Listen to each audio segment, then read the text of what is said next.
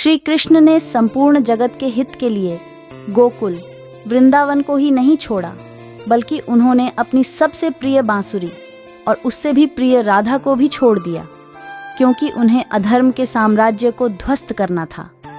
श्री कृष्ण का संपूर्ण जीवन अधर्म के विरुद्ध एक युद्ध था और उनके उस जीवन का अंतिम युद्ध महाभारत था।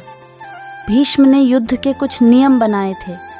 श्री कृष्ण ने युद्ध के नियमों का तब तक पालन किया जब तक कि अभिमन्यु को चक्रव्यूह में फंसाकर उसे युद्ध के नियमों के विरुद्ध निर्ममता से मार नहीं दिया गया। अभिमन्यु श्री कृष्ण का भांजा था।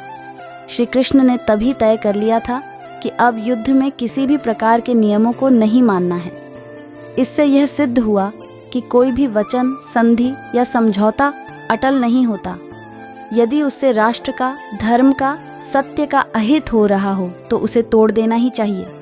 भगवान श्री कृष्ण ने अस्त्र न उठाने की अपनी प्रतिज्ञा भी तोड़कर धर्म की ही रक्षा की थी। श्री कृष्ण ने कहा था कि कुल या कुटुंब से बढ़कर देश है और देश से बढ़कर धर्म, धर्म का नाश होने से देश और कुल का भी नाश हो जाता है।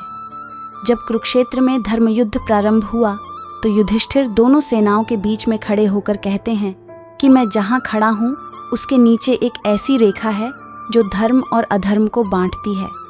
निश्चित ही एक ओर धर्म और दूसरी ओर अधर्म है। दोनों ओर धर्म या अधर्म नहीं हो सकता। अतः जो भी यह समझता है कि हमारी ओर धर्म है वह हमारी ओर आ जाए, और जो यह समझता है कि हमारे शत्रु पक्ष की ओर धर्म है तो वह उधर चला जाए, क्योंकि यह स्पष्ट हो जाना चाहिए कि कौन किधर है। युद्ध प्रारंभ होने से यह स्पष्ट हो जाना चाहिए कि कौन किसकी ओर है, कौन शत्रु और कौन मित्र है। इससे युद्ध में किसी भी प्रकार की गफलत नहीं होती है। लेकिन फिर भी यह देखा गया था कि ऐसे कई योद्धा थे जो विरोधी खेमे में होकर भीतर घात का काम करते थे। ऐसे लोगों की पहचान करना जरूरी होता है। जब दुश्मन शक्तिशाली हो तो उससे सीधे लड़ाई लड़ने की बजाय कूटनीति से लड़ना चाहिए। भगवान कृष्ण ने कालयवन और जरासंध के साथ यही किया था।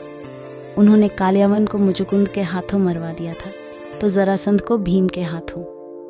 ये दोनों ही योद्धा सबसे शक्तिशाली थे, लेकिन कृष्ण ने इन्हें युद्ध के पूर्व ही निपटा दिया था।